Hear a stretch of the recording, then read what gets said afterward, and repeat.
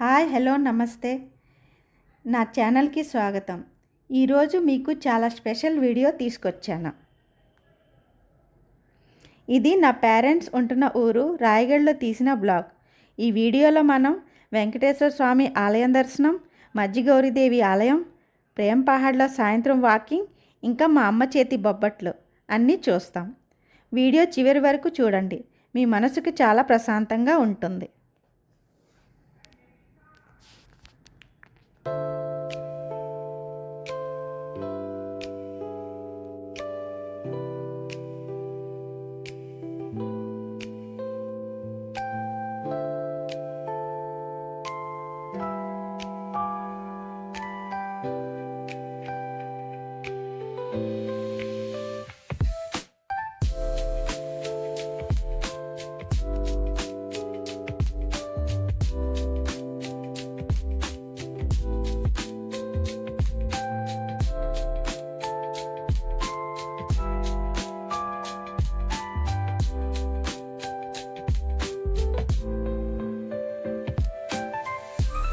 ఇప్పుడు మనం చూస్తున్నది వెంకటేశ్వర స్వామి ఆలయం. ఈ ఆలయం రాయగడ ప్రజలకు చాలా పవిత్రమైనది. ఇక్కడికి వస్తే మనసుకి ఒక శాంతి, ఒక ధైర్యం. స్వామివారి దర్శనం చేస్తే మన సమస్యలు చిన్నవిగా అనిపిస్తాయి.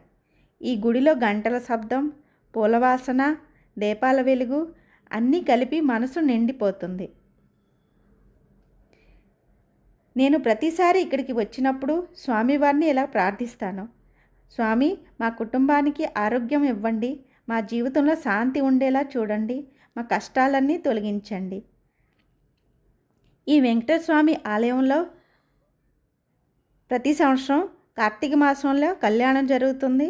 ప్రతి ఏకాదశికి సత్యనారాయణ వ్రతాలు జరుగుతాయి.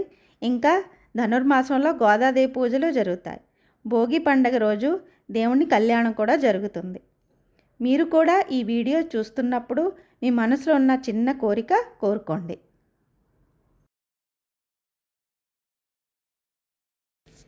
ఇప్పుడు మనం వచ్చాం ప్రేమ్ పహాడ్కి.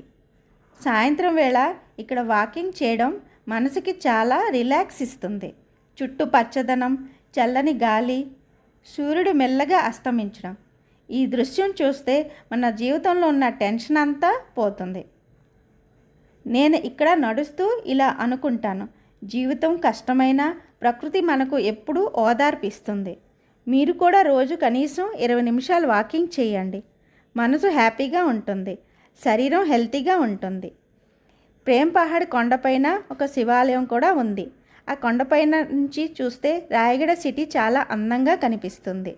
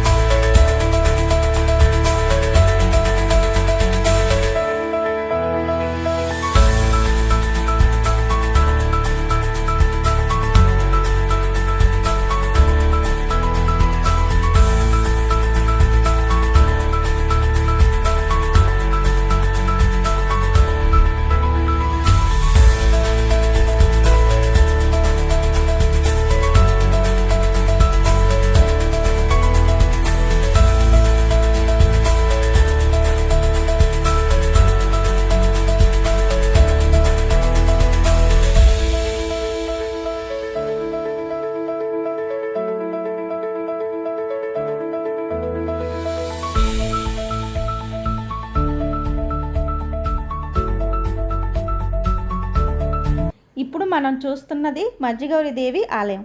ఈ ఆలయం రాయగఢలో చాలా ప్రసిద్ధి. కేవలం రాయగఢలోనే కాదు, చుట్టుపక్కల ఊళ్ళ నుంచి, ఈవెన్ ఆంధ్ర నుంచి భక్తులు కూడా ఈ ఆలయం దర్శనానికి వస్తారు. ఇక్కడికి వస్తే భక్తుల మనసులు బలపడతాయి. గౌరీదేవి అమ్మవారు ముందు నిలబడినప్పుడు మనలో ఒక శక్తి పుడుతుంది. అమ్మ, నాకు ధైర్యం ఇవ్వు, నా కుటుంబాన్ని కాపాడు, నా జీవితాన్ని మంచి దారి వైపు నడిపించు. అమ్మవారి కళ్ళల్లో చూస్తే మన బాధలన్నీ మాయమైపోతాయి. ఇక్కడి ప్రశాంతతను మీరు కూడా ఈ వీడియో ద్వారా ఫీల్ అవుతారని ఆశిస్తున్నాను. ఇప్పుడు మనం వస్తాం మా అమ్మ చేసిన బొబ్బట్ల దగ్గరికి.